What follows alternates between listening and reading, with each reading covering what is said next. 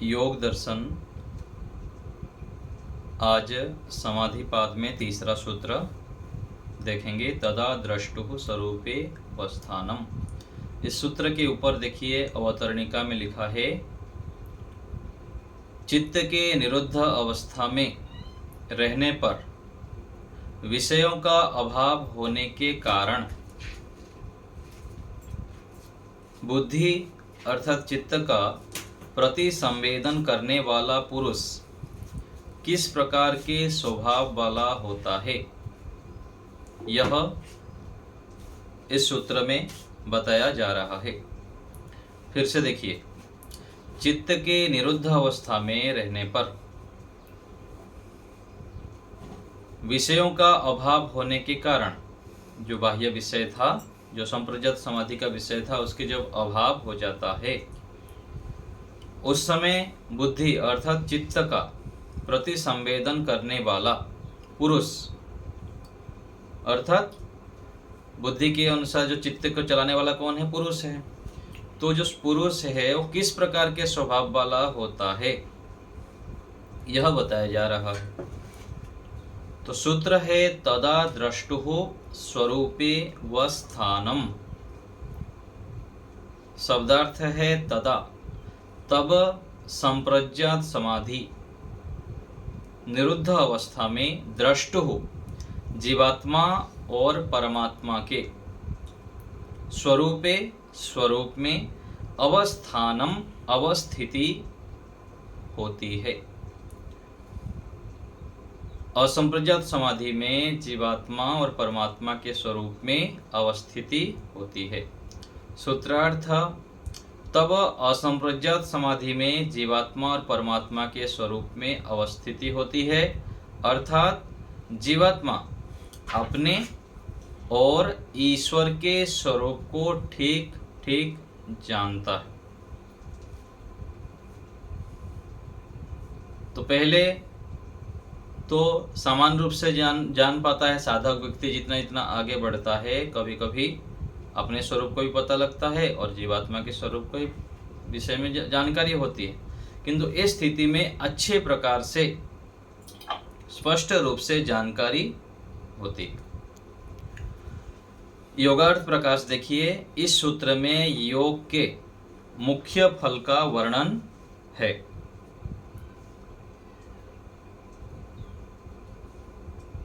जब साधक असंप्रज्ञात स्थिति को प्राप्त कर लेता है, तब वह अपने स्वरूप को ठीक ठीक जान लेता है।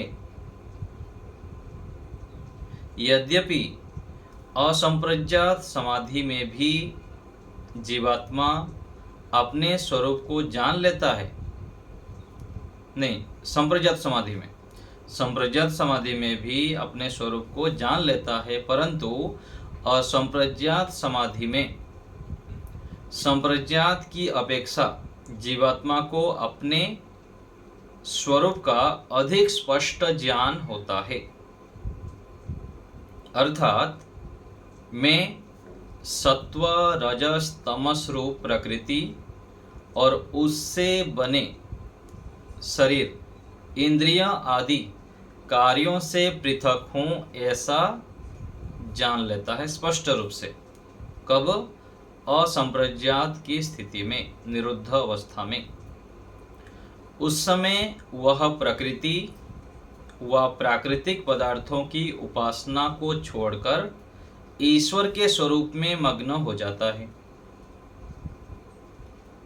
तो असंप्रज्ञात समाधि का जो विषय है वो विशेष रूप से केवल ईश्वर से संबंधित होता है। प्राकृतिक पदार्थ आदि से वो रहित हो जाता है और वहाँ पर अपना स्वरूप तो स्पष्ट होता ही होता है, किंतु ईश्वर के स्वरूप विशेष रूप से वो स्पष्ट कर पाता है वहाँ पर और ईश्वर में मग्न हो जाता है। इस शरीर में रहता हुआ समस्त क्लेशों से छूट जाता है और मोक्ष आनंद का अनुभव उसी प्रकार से करता है जिस प्रकार मुक्तात्मा मोक्ष में अनुभव करता है। तो यह स्थिति ये बहुत अधिक ऊंची अवस्था है और ये योगाभ्यास का फल है। वास्तविक फल तो वहां पर ही मिलता है। और इस सूत्र भाष्य में महर्षि व्यास जी ने लिखा है कि स्वरूप प्रतिष्ठा तदानिम चिति शक्ति ही यथा कैवल्य। मोक्ष अवस्था में जीवात्मा जिस प्रकार अपने स्वरूप को जानता हुआ परमात्मा के आनंद का अनुभव करता है, उसी प्रकार योगी इस शरीर में अपने विशुद्ध स्वरूप को जानता हुआ ईश्वर में मग्न होकर उससे आनंद का अनुभव करता है। तो मोक्ष में जो विशेष आनंद मिलता है जीवात्मा को, उस प्रकार से यहाँ भी वह स्थिति हो जाती है जब साधना में मग्न होकर ऊंची जो असंप्रज्ञात समाधि की अवस्था में योगी व्यक्ति रहता है। इसके अनुसार जीवात्मा की अपने स्वरूप में तथा ईश्वर के स्वरूप में स्थिति होती है। अर्थात इस स्थिति में जीवात्मा अपने तथा ईश्वर के स्वरूप को यथावत जानता है। यहाँ यह बात ध्यातव्य है कि सूत्र का मुख्य अर्थ जीवात्मा का ईश्वर के परमेश्वर के स्वरूप में स्थित होना है, ना कि केवल अपने स्वरूप में स्थित होना। तो मुख्य अर्थ क्या है? दृष्टा के स्वरूप में अर्थात ईश्वर के स्वरूप में स्थित होना, और दृष्टा अर्थात अपने स्वरूप का तो ज्ञान होता ही है। तो मुख्य जो लाभ है वह योग का बता रहे हैं कि मोक्ष परमात्मा के स्वरूप में स्थित होना, क्योंकि केवल अपने स्वरूप में स्थित होने से जीव के समस्त क्लेशों की निवृत्ति एवं नित्य आनंद की प्राप्ति नहीं हो सकती है। तो अपने स्वरूप में स्थित होने पर जो नित्य आनंद मिलना चाहिए वो नहीं मिलता है। जो थोड़ी देर के लिए आनंद है, सामान्य आनंद है, जैसे सांसारिक विषय भोग में मिलता है, और उससे भी थोड़ा उत्कृष्ट जीवात्मा के स्वरूप को जानने से तो मिलता है, लेकिन जो विशेष नित्य आनंद है वह परमेश्वर के स्वरूप में स्थित होने पर मिलता है। जैसे वेद मंत्र में कहा गया है, तम एव विदित्वा अति मृत्युम एति न अन्यः पंथा विद्यते अयनाय। तो ये अंतिम लाभ वेद मंत्र में भी कह दिया गया है कि उस परम पुरुष ईश्वर को ही जानकर जीवात्मा मृत्यु आदि दुखों से छूट जाता है। मुक्ति के लिए अन्य कोई भी मार्ग नहीं।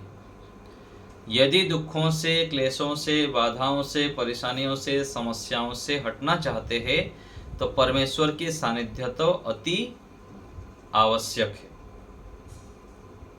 और यह एकाएक नहीं होता है। ये भी हमको जानना चाहिए कि कोई जादू की छड़ी मिल जाए वो हमको परमात्मा तुरंत मिल जाएंगे, ऐसा नहीं।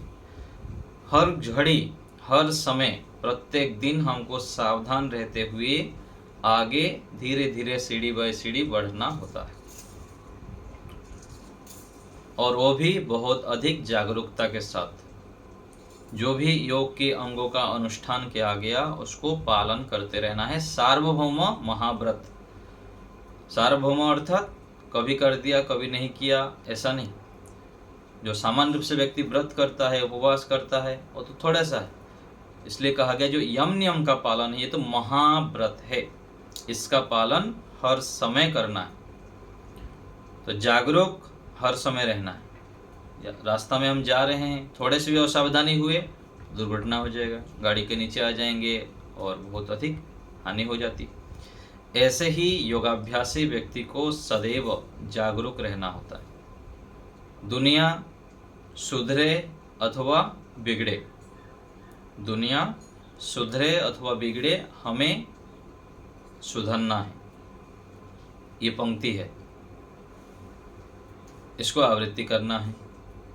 और दूसरा, दुनिया बिगड़े अथवा सुधरे, मुझे सुधरना है। तो संसार को देखते हुए हम उसके अनुसार बह जाते हैं, जो सामान्य व्यक्ति होते हैं। लेकिन योगाभ्यास के मार्ग पर चलने वाले के लिए, साधक के लिए हर समय सावधान रहना है कि दुनिया कुछ भी करता रहे, मुझको अपना मार्ग अलग से चयनित करना है। आज समाज राष्ट्र में देखिए भयंकर स्थिति है, ना खान पान ठीक है, ना विचार ठीक है, लोगों की पहनावा ठीक नहीं है, कुछ भी पूरा शीर्षासन है आध्यात्म मार्ग और भौतिक मार्ग, उससे हट के हमको चलना पड़ता है। दुनिया विरोध करेंगे और अपमानित करेंगे, निंदा चुगली करेंगे, कुछ भी करता रहे, हमको उसमें बहना नहीं है, उससे हमको हट के चलना है। क्यों? क्योंकि हमको नित्य आनंद चाहिए, स्थिर आनंद चाहिए, स्थिर सुख चाहिए। सांसारिक लोग दिखावा के लिए, थोड़े काल के लिए, आनंद के लिए करते रहे जो करना है। तो न अतपस्विनो योगः सिद्ध्यति, जो अतपस्वी है, तपस्वी नहीं है, उनकी योगाभ्यास सिद्ध नहीं होता। तपस्या अच्छे कार्य को लगातार करते जाना, ये वास्तविक तप है। तो हमको तपस्या करना है और योग को सिद्ध करना है। तो परमात्मा को जानने के लिए, उस मार्ग पर बढ़ने के लिए तपस्वी होना पड़ता है। न अतप्त तनोर तदामो अश्नुते, वेद का मंत्र है। जो अतप्त तनु है, अपने शरीर को तपाया नहीं है। कोई महापुरुष एक बार बोल रहे थे कि शरीर को नींबू जैसा निचोड़ना पड़ता है। जो शरीर से काम लेगा नहीं, उसको पूरा सजा धजा के रखता है, मेहनत नहीं करता है, वो व्यक्ति कभी भी सुख को प्राप्त नहीं कर सकता, शारीरिक सुख और आगे चलकर मोक्ष के सुख। तो शरीर से मेहनत करना पड़ता है लगातार, सुबह से लेकर रात तक व्यस्त दिनचर्या चाहिए। जिसके जीवन में व्यस्तता नहीं है, पुरुषार्थता नहीं है, वह फिर विषयों के गुलाम बन जाता है। तो हमें योग के अंगों का अनुष्ठान निरंतर करते जाना है और विशेष रूप से प्राणायाम, आसन, व्यायाम, ध्यान आदि प्रत्येक दिन करना चाहिए। अपने शरीर के लिए समय लगाना चाहिए। साधक व्यक्ति अनेक बार देखा जाता है कि व्यायाम, प्राणायाम में समय नहीं लगाते। आधा घंटा से 15 मिनट से लेकर आधा घंटा तक हमको कठोर व्यायाम करना चाहिए। निरंतर कोई भी एक्टिविटीज ऐसे करना चाहिए कि निरंतर श्वास की गति जोर से चले, चाहे एक जगह पर रह के खड़े खड़े कूदे अथवा निरंतर दौड़ लगाए, लगातार कुछ क्रियाएं करें। तब क्या होता है, रक्त की शुद्धि होती है। और प्राणायाम में भी यदि बाह्य प्राणायाम आदि आप करते हैं तो भी अधिक करें, 11 बार, 21 बार ऐसे करें। और समान रूप से 2-3 बार कर लिए उसमें लाभ नहीं होता है। और यदि इस प्राणायाम को आप नहीं करते हैं योग दर्शन से प्रणीत, जैसे श्वसन क्रिया आदि है, कपालभाति है, अनुलोम विलोम है, ये क्रियाओं को भी लगातार करें 15 मिनट से लेकर आधा घंटे तक। तब देखिए कि आंतरिक जितने नस नाड़ियाँ है जब शुद्ध होता है, तब फिर मन, बुद्धि आदि अच्छे कार्य करते हैं, मन सात्विक रहते हैं और नया नया अंदर ज्ञान उत्पन्न होता है। जो ईश्वर की प्रेरणा हमारे ऊपर हर समय रहता है। परमात्मा अंतर्यामी प्रेरक होने से हमारे परम माता, परम पिता, परम हितैषी हैं ईश्वर, हमको निरंतर प्रेरणा दे रहे हैं। उस प्रेरणा को हम कब ग्रहण कर पाएंगे? जब हम बाह्य शुद्धि और आंतरिक शुद्धि से युक्त होंगे। बाहर तो हम शुद्ध रहते हैं, स्नान आदि करके, वस्त्र आदि शुद्धि करके ये करते हैं, लेकिन आंतरिक शुद्धि अति आवश्यक है। आंतरिक शुद्धि, सच बोलना और प्राणायाम आदि करना, ये सब छल कपट से रहित होना। तो प्राणायाम अति आवश्यक है। प्राण से मन, इंद्रियां शुद्ध होते हैं और बाह्य शुद्धि में भी धन उपार्जन की शुद्धि अति आवश्यक है। तो जब हम प्राणायाम आदि करते हैं तो विशेष रूप से आंतरिक शुद्धि होने से हमारा मन प्रसन्न रहता है, शांत रहता है। और जो शास्त्र में कहा जाता है ऋषियों के द्वारा, गुरुजनों के द्वारा, ये बात फिर हमारे जीवन में आता है। तो इसलिए प्राणायाम, व्यायाम, आसन आदि प्रत्येक दिन करना चाहिए, अति आवश्यक है। जैसे हम स्नान आदि करते हैं ऐसे ही आंतरिक शुद्धि के लिए अति आवश्यक है। आगे मंत्र है अकामो धीरो अमृतः स्वयंभू रसेन तृप्तो न कुतश्च नो नः तमेव विद्वान् न विभाय मृत्युः आत्मानं धीरम अजरम युवानम। तो ये योग के लाभ के अंतर्गत बता रहे हैं कि क्या क्या लाभ होता है योगाभ्यास करने पर, ईश्वर की उपासना करने पर। तो इस मंत्र में भी यही कहा गया कि जो परमात्मा अकाम है, अपने लिए कामनाओं से रहित है, तो योगाभ्यासी व्यक्ति भी जब मेहनत करता है, उच्च स्थिति को प्राप्त करता है, वो अपने लिए नहीं जीता है, वो पूरा संसार का हो जाता है।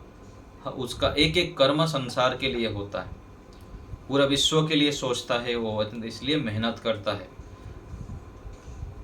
महापुरुषों को देखेंगे तो वह उच्च योग्यता प्राप्त करने के बाद भी, उच्च स्थिति प्राप्त करने के बाद भी वो शांत नहीं बैठते थे, उस चीज को दूसरे को देना चाहते थे, संसार के उपकार के लिए निरंतर तिल तिल जलते थे, तपस्या करते थे कि अधिक से अधिक इस ज्ञान लोगों को मिले, लोग भी आनंदित हो। तो परमात्मा जैसे अकाम हैं, सांसारिक कामनाओं से रहित है, ऐसे ही परमात्मा धीर है, विद्वान है, सर्वज्ञ है, अपने नियमों से विचलित ना होने वाला है। तो योगाभ्यासी भी अपने जीवन में नियम बनाता है, खाने में, पीने में, जीवनचर्या में, क्योंकि वो परमात्मा के गुणों को धारण कर लेता है। अमृतः ईश्वर मृत्यु से रहित है, स्वयंभू अपने आप वर्तमान, परमात्मा अपने कार्यों को स्वयं करने वाला है। तो ऐसे ही योगाभ्यासी व्यक्ति भी अति आवश्यक होने पर दूसरे से सहायता लेता, नहीं तो स्वयं अपने कार्य को करता है। एक पंक्ति आता है ना कि सर्वम परवशम दुखम सर्वम आत्मवशम सुखम। जितना जितना हम दूसरे के अधीन रहेंगे, दूसरे के आश्रित रहेंगे, उतना हमको दुख मिलता है। वो यदि कुछ काम नहीं किया, गलत कर दिया, हमारे अनुकूल नहीं किया, तो दुखी होंगे। इसलिए अधिकतर प्रयास करना चाहिए अपने काम को स्वयं करना। इससे फिर हम सुखी रहते हैं, शांत रहते हैं और मेहनत भी हो जाता है। परमात्मा अपने काम को स्वयं करते हैं, दूसरे के अधीन नहीं रहते हैं, स्वयं ही करते हैं, इसलिए परमात्मा को स्वयंभू कहा गया। और रसेन तृप्तः, परमात्मा आनंद से परिपूर्ण है, कुतश्च न ऊनः, कहीं से भी कुछ भी कमी नहीं है, पूरा परिपूर्ण है।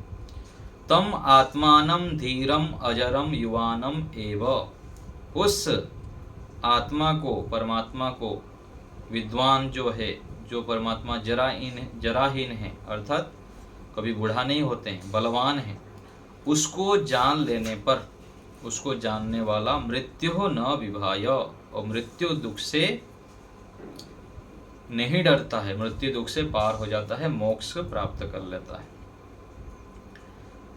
तो ईश्वर की उपासक ईश्वर जैसा बन जाता है, ऐसे गुणों से युक्त हो जाता है। आगे है न ऋते त्वत् अमृता मादयन्ते, हे ईश्वर तेरे बिना मुक्तात्मा आनंदित नहीं होते। तो मोक्ष, चाहे मोक्ष में हो अथवा संसार में रहते हुए, बिना परमेश्वर के हम स्थिर तथा स्थायी सुख, नित्य सुख प्राप्त नहीं कर सकते। संसार में रहते हुए भी हम केवल सांसारिक भोगों को, विषयों को भोगते हुए स्थिर सुख प्राप्त नहीं कर सकते। संसार के विषयों को भोगने से क्या होगा? भोगान भुक्ता वयमेव भुक्ता, तपोन तप्त वयमेव तप्ता, ऐसे हो जाता है। भोग को भोगते भोगते स्वयं जराजीर्ण हो जाता है, रोगी हो जाता है। और तप नहीं करने पर क्या होता है? जो सांसारिक तप है, आध्यात्मिक, आदिदेविक, आदि भौतिक तप है, वो तपा देते हैं, बहुत परेशान करते हैं, दुख देते हैं। और जो तपस्वी व्यक्ति है, अपने जीवन को मानसिक तप से, शारीरिक तप से युक्त रखता है, वह बच जाता है दुखों से। तो ईश्वर के बिना चाहे मुक्तात्मा हो चाहे सांसारिक व्यक्ति हो आनंदित नहीं हो पाता। थोड़े बहुत आनंद मिल जाएंगे संसार के जो हंसी मजाक में और सांसारिक भोगों को भोगते हुए, लेकिन परिणाम स्वरूप फिर दुख मिलता है। एक सुख के पीछे 4 प्रकार के दुख छिपे हुए हैं सांसारिक भोगों में। उपनिषद में आता है रसो वै सह रसम ही लब्ध्वा आनंदी भवति। वह परमेश्वर रस अर्थात आनंद स्वरूप है, उसको प्राप्त करके जीवात्मा आनंद युक्त होता है। तो परमात्मा आनंद से परिपूर्ण हैं, उनकी जब हम उपासना करते हैं हम भी आनंद से युक्त हो जाते हैं। ईश्वर हमें बहुत अधिक सात्विक ज्ञान प्रदान करते हैं और विशेष अंतर्यामी रूप से प्रेरणा करते हैं। अच्छे हमको व्यवहारिक ज्ञान और पारमार्थिक ज्ञान प्रदान करते हैं, जिससे हम उस मार्ग पर चलते हुए आगे सुखी रहते हैं। ईश्वर से जो दूर रहता है, ईश्वर का ध्यान नहीं करता है, ईश्वर के पास बैठता नहीं है, उनसे बात नहीं करता, वह विशेष आनंद को विशेष ज्ञान को प्राप्त नहीं कर पाता। इसलिए विशेष आवश्यक है कि हम प्रत्येक दिन परमात्मा के पास बैठें आँख बंद करके, शरीर को स्थिर करते हुए शरीर को पत्थर जैसा बना दें जब भी ईश्वर का ध्यान करते हैं, और फिर परमात्मा से बात करें, उनसे जो दिव्य ज्ञान है उसको प्राप्त करें। तो ईश्वर का ध्यान करने का अभ्यास प्रत्येक साधक को, योगाभ्यासी को, सुख को चाहने वाले जितने भी व्यक्ति हैं उनको करना चाहिए। अति आवश्यक है ध्यान की अभ्यास। जो नहीं कर पाता है, जिनकी इच्छा नहीं होती, वो जबरदस्ती करें। अच्छे कार्य को इच्छा ना होने पर भी करना चाहिए, चाहे 2 मिनट में के लिए हो, बैठें, गायत्री मंत्र का जप करें, जोर जोर से ओम का जप करें, 2 मिनट 5 मिनट से बढ़ाते बढ़ाते फिर आगे ले जाएं, आधा घंटा, 1 घंटा, 2 घंटा। तो जीवात्मा के अपने स्वरूप में स्थित होने से दुखों की निवृत्ति एवं आनंद की प्राप्ति नहीं होती है। जीवात्मा यदि अपने स्वरूप में केवल स्थित हो जाए तो परमात्मा को जानकर ही योगी आनंद से युक्त होता है और दुखों से मुक्त हो जाता है। तो महर्षि दयानंद सरस्वती जी ने योगस चित्तवृत्ति निरोध और तदा द्रष्टु स्वरूपे अवस्थानम, इन दोनों सूत्रों का अर्थ उक्त वेद मंत्र जो कहा गया अभी, उपनिषद और योग दर्शन के व्यास भाष्य के अनुकूल लिखा है। उनका लेख निम्नलिखित है। ऋषि दयानंद जी के क्या लिखे हैं इस 2 सूत्र के भावार्थ में, भाष्य में। 9वें समोल्लास में लिखे हैं कि ये योग शास्त्र पातंजल के सूत्र हैं। मनुष्य रजोगुण तमोगुण युक्त कर्मों से भी मन को रोक, इससे रजोगुण और तमोगुण युक्त कर्म से रोक के अपने मन को, शुद्ध सत्वगुण युक्त कर्मों से भी मन को रोक के, पहले रजोगुण तमोगुण से हटाया, फिर आगे शुद्ध सत्वगुण युक्त कर्मों से भी मन को रोक के शुद्ध सत्वगुण युक्त होके पश्चात उसको निरोध कर एकाग्र, पहले रजोगुण तमोगुण से हटाया, फिर सत्वगुण में स्थित किया, फिर सत्वगुण से भी रोक के आगे फिर बढ़ता है वो, आगे बढ़कर उसको भी निरोध कर एकाग्र अर्थात एक परमात्मा में केवल मन को टिका रहा है, और धर्मयुक्त कर्म इनके अग्रभाग में, इनके मूल में अपने चित्त को ठहरा रखता है। इसको रखना और निरुद्ध अर्थात सब ओर से मन की वृत्ति को रोकना। जब चित्त एकाग्र और निरुद्ध होता है तब सबके दृष्टा ईश्वर के स्वरूप में जीवात्मा की स्थिति होती है। ये क्या है? मुक्ति के लिए साधन है, ये करें। तो पहले ये तो कष्ट साध्य है कि हम रजोगुण तमोगुण से हटे, उसके लिए उग्र तपस्या आदि करना। फिर धर्मयुक्त कार्य दिन भर हम जो कार्य करते हैं उसमें अधर्म ना हो, हमारे से अन्याय ना हो, असत्य आचरण ना हो, इसके लिए अत्यधिक सावधान रहना है। और सावधान रहेंगे तब जाके हम अपने लक्ष्य को भेद पाएंगे। जैसे उपनिषद में कहा गया कि प्रणवो धनोः सरोहि आत्मा ब्रह्म तल्लक्षम उच्यते अप्रमत्तेन वेद्धव्यम सर्वत तन्मयो भवेत्।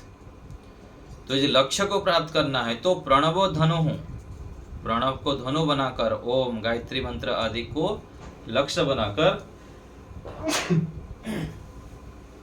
प्रणव धनुः सरोहि आत्मा, सर क्या है? आत्मा है, ब्रह्म लक्ष्य है। और उस लक्ष्य को कैसे प्राप्त करेंगे? अप्रमत्तेन वेद्धव्यम, प्रमाद से रहित होने वाला व्यक्ति ही उस लक्ष्य परमात्मा को भेद सकता है और अपने लक्ष्य को प्राप्त कर सकता है। जैसे सर को हम लगाते हैं लक्ष्य पर, तीर चलाने वाला, तो प्रमाद रहित व्यक्ति ही परमात्मा को लक्ष्य बनाता है। और उसके लिए ये बता दिया कि रजोगुण तमोगुण से हटाना, सत्वगुण में स्थित करना, फिर उसको आगे बढ़ते जाना। धर्मयुक्त कार्य भी निरंतर करना है, हमारे कारण कहीं पर अधर्म ना हो, अन्याय ना हो, ये ध्यान रखना है।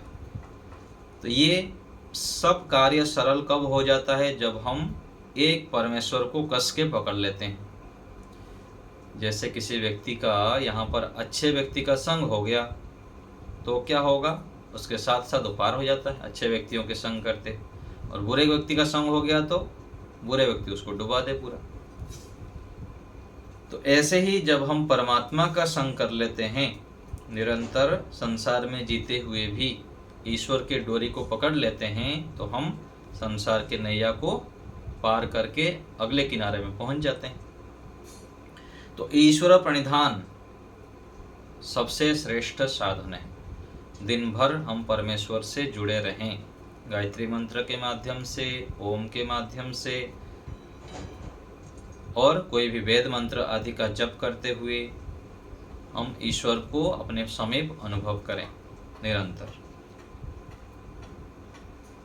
अकेले में भी है और सार्वजनिक स्थान पर भी है, कहीं भी जाएं मन में परमात्मा को पकड़े रखें। और यह अभ्यास धीरे धीरे होगा, पहले 1 मिनट, 2 मिनट, 10 मिनट, फिर 1 घंटा, 2 घंटा, फिर दिन भर हम ईश्वर को अपने साथ अनुभव कर सकते हैं। और ऐसे दिन भर अभ्यास करेंगे तो रात्रि में भी ऑटोमेटिक स्वतः रूप से ओम ओम का जप होता रहता है, गायत्री मंत्र का जप होता है। तो अभ्यास करने पर हो जाता है। तो ये मुक्ति के साधन हैं, इसको हम करें। आगे बता रहे हैं कि जीवात्मा कैवल्य में परमेश्वर के आनंद का अनुभव करता है, उसी प्रकार योगी शरीर के रहते हुए असंप्रज्ञात समाधि में परमेश्वर के आनंद का अनुभव करता है। यहाँ मोक्ष में भी होता है, कैवल्य में, और दूसरा योगी व्यक्ति असंप्रज्ञात समाधि में भी उस स्थिति को अनुभव करता है। इसमें इतना अंतर रहता है कि जीवात्मा को मोक्ष अवस्था में निर्विघ्न रूप से आनंद प्राप्त होता है, उसमें कोई विघ्न नहीं होता है। मान लीजिए कोई समाधि में बैठा है, असंप्रज्ञात समाधि में, कोई आगे ठक ठक कर दिया, बुलाने लग गया, तो फिर वो बाधित हो गई। दिन भर में भी कोई अच्छी साधना से युक्त है, व्यवहार में ईश्वर को पकड़े रखा है, कोई ना कोई दुष्ट व्यक्ति आके कोई ना कोई ऐसे हरकत कर देगा, तो उसके कारण फिर उसकी स्थिति बिगड़ सकता है। तो यहाँ तो शरीर में रहते हुए निर्विघ्न अवस्था नहीं बन पाता है, किंतु मोक्ष में निर्विघ्न रूप में कोई बाधा नहीं होती है।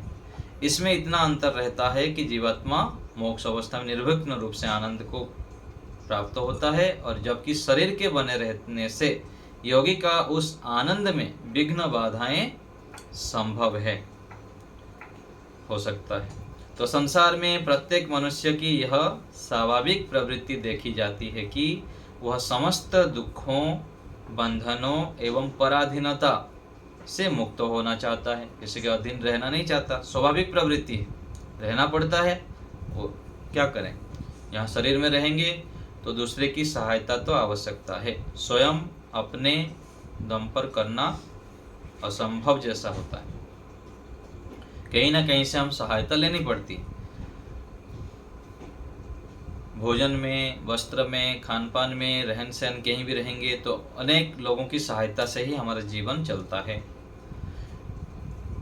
तो स्वाभाविक प्रवृत्ति है दुखों से छूटना, बंधनों से छूटना और पराधीनता से मुक्त होना चाहता है और नित्य आनंद, मोक्ष एवं स्वतंत्रता को प्राप्त करना चाहता है। उसके ये दो प्रयोजन विशुद्ध योग से ही सिद्ध हो सकते हैं। इससे विशुद्ध योग से, यदि मिलावट योग से, कहीं कहीं अलग प्रकार से आजकल हजारों योग चला दिए हैं, तो किसी ऐसे संप्रदाय से, कुछ परंपराएं से जुड़ गए तो जो विशुद्ध अष्टांग योग है, पतंजलि के द्वारा प्रणीत है, उसको नहीं जान पाए तो फिर कई जन्म और भी पीछे चले जाएंगे। तो इनको सिद्ध करने का अन्य कोई उपाय नहीं है। तो ईश्वर की कृपा से हमको ये प्राप्त है, महर्षि पतंजलि के द्वारा बताया हुआ योग है। तो इसको हम पढ़ें, सुने, विचारें, अपने जीवन में लाएं तो ये जो विशेष उपलब्धि है इसको प्राप्त कर सकते हैं। अब आप लोग कुछ पूछना हो तो बताइए।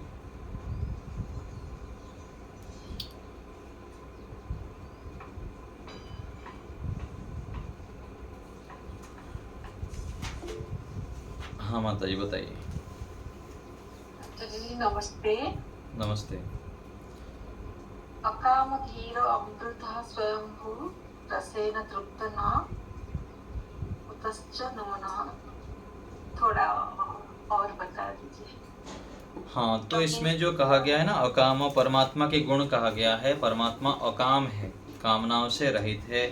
धीर अर्थात परमात्मा सदा धैर्य रखते हैं। हम तो थोड़ा बहुत कोई गलत काम कर लिया तो अधैर्य हो जाते हैं, उसको गाली गलौज कर लेते हैं, उसके प्रति वितर्क ले आते हैं।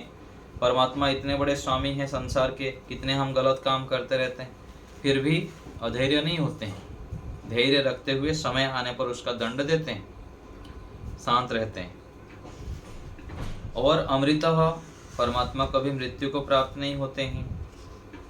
युवा है, रसेन तृप्त, आनंद से परिपूर्ण है। और कुतश्च, कहीं से भी किसी भी प्रकार से परमात्मा में कमी, न्यूनता नहीं है।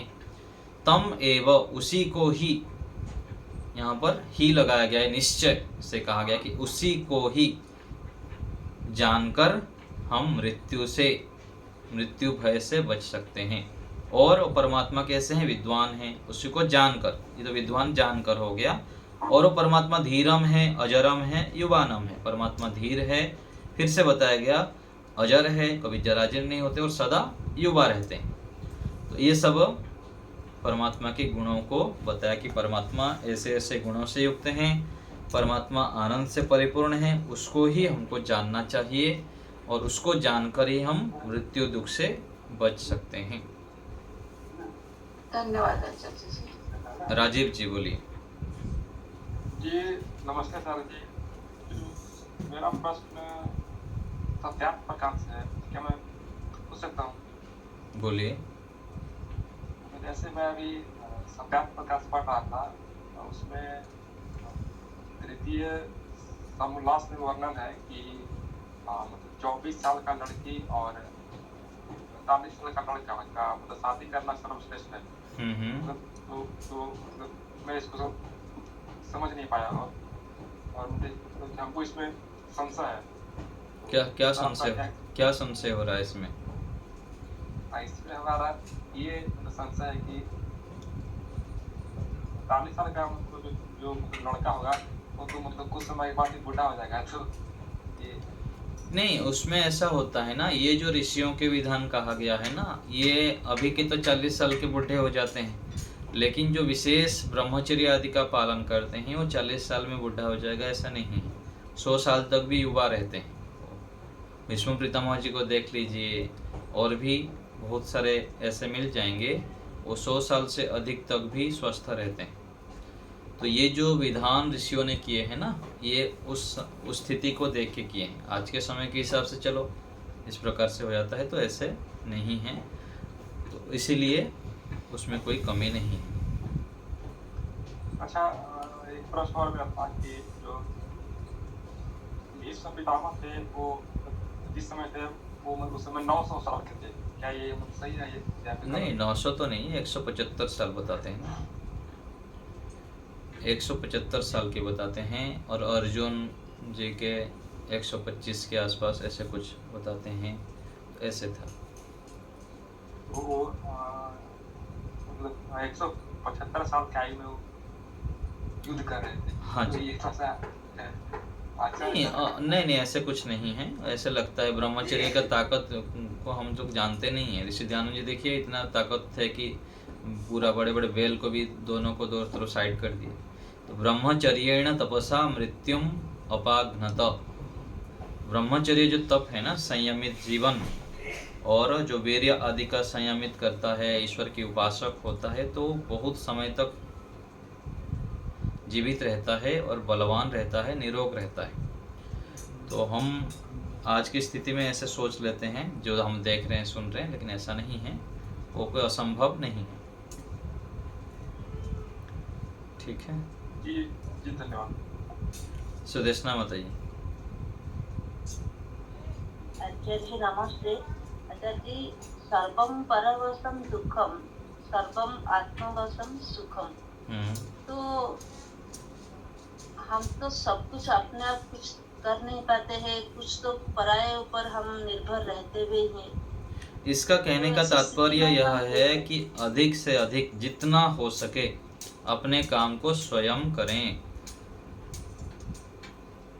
और दूसरे की अपेक्षाओं से रहित रहे। जितना अधिक अपने काम को स्वयं करेंगे, दूसरे से सहायता कम लेंगे, उतना हम दुखों से, कष्टों से और खिन्नता आदि से बच सकते हैं। ये कहना चाह रहे हैं। चाहे दैनंदिन हाँ, कार्य सभी हो जगह या पर, सभी और जगह कोई पर, कार्य हो। सभी जगह पर। कुछ लोगों का स्वभाव होता है ना कि हर समय वो दूसरे के आश्रित रहते हैं, बैग भी नहीं उठाएंगे, पानी भी ग्लास स्वयं उठा के नहीं लाएंगे। तो जितना हो सके दूसरे को सहायता की भावना रखनी चाहिए, और सहयोग की भावना जब रखेंगे तो अपना लाभ होता है। और स्वयं उठ के जाके पानी ले आए, घर का काम भी जितना हो सके स्वयं करें।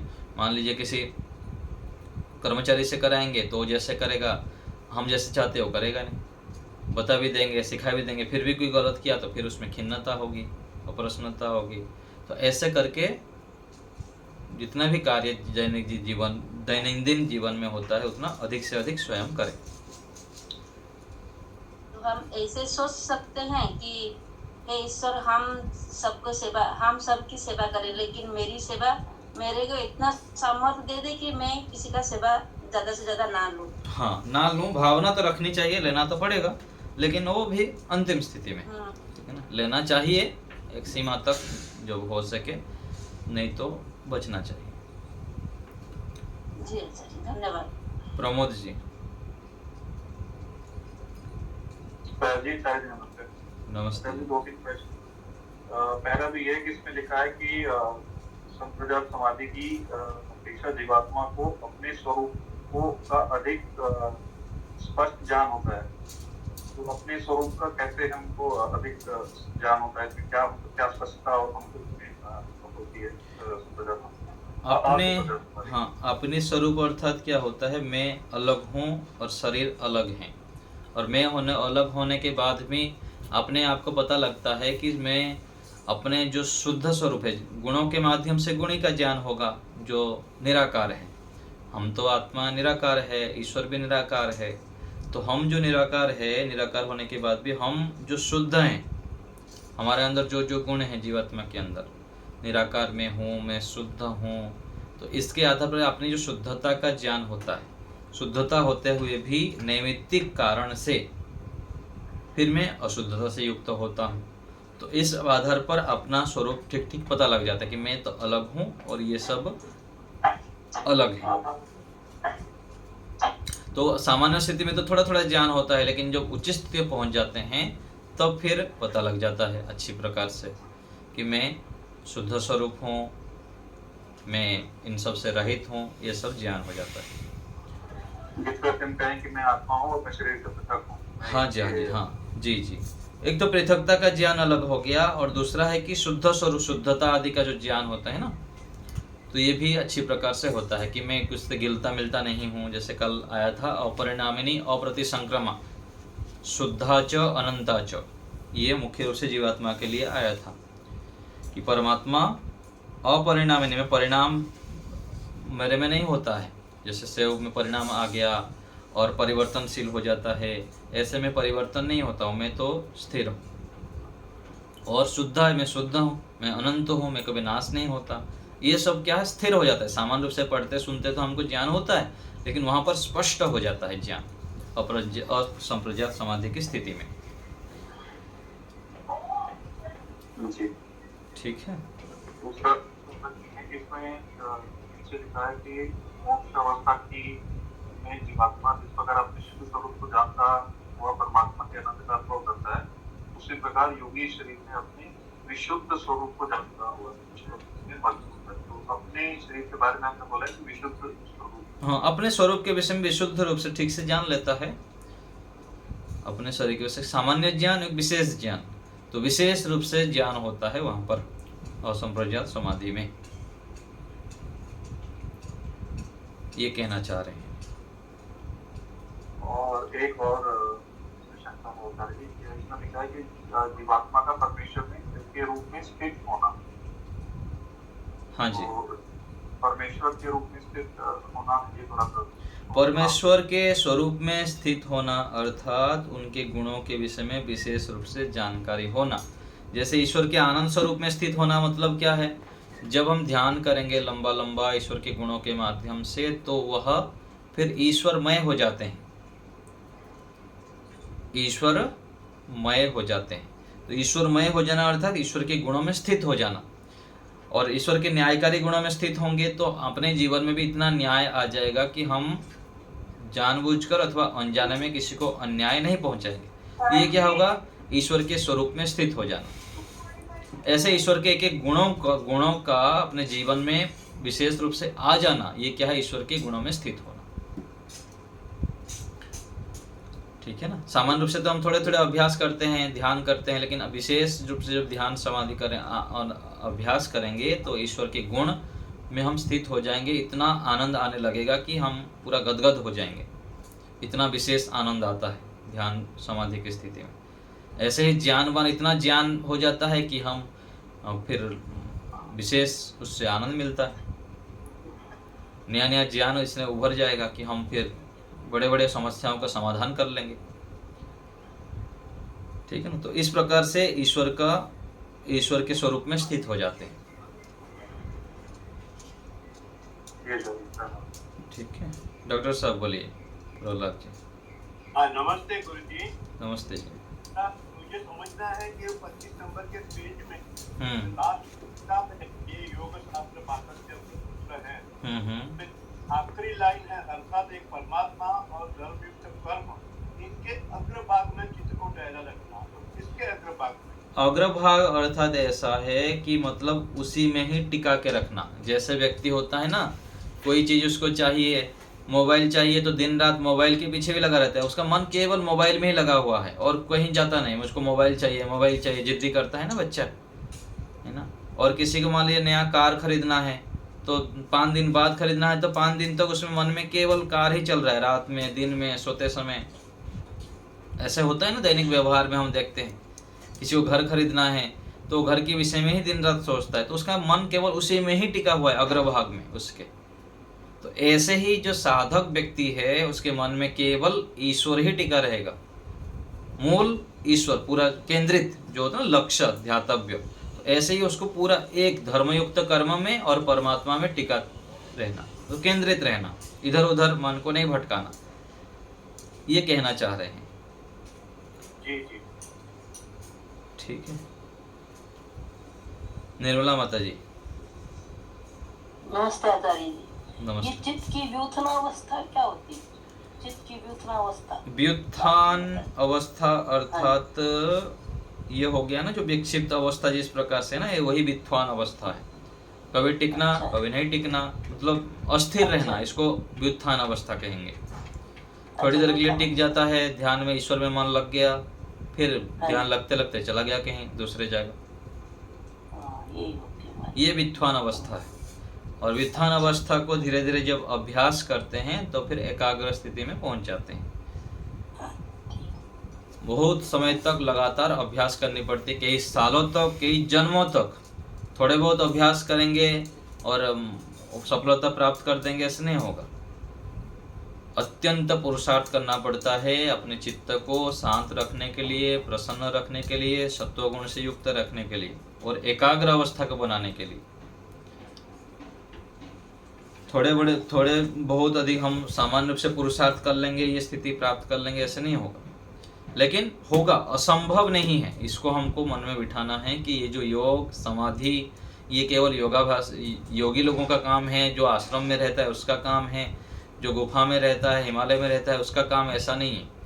हम जहाँ हैं, जिस स्थिति में हैं, गृहस्थ में हैं, व्यापार धंधा कर रहे हैं, नौकरी कर रहे हैं, कुछ भी कर रहे हैं, वहाँ से हम आगे बढ़ सकते हैं। बस हमको समय लगाना है। 100 माइल चलना है, 100 तक हमको पहुँचना है। हम खड़े हैं 5 में, तो 5 से आगे बढ़ेंगे, 6 तक आएंगे, 6 से आगे 7 तक। लेकिन धीरे धीरे करके पहुंच तो जाएंगे, अवश्य पहुंच पाऊंगा मैं, ऐसे सोच के आगे बढ़ते जाना है। बिल्कुल निराश नहीं होना, कहीं भी हम खड़े। ठीक है, और कोई बात? धन्यवाद। और किसी को कुछ पूछना हो तो बताइए।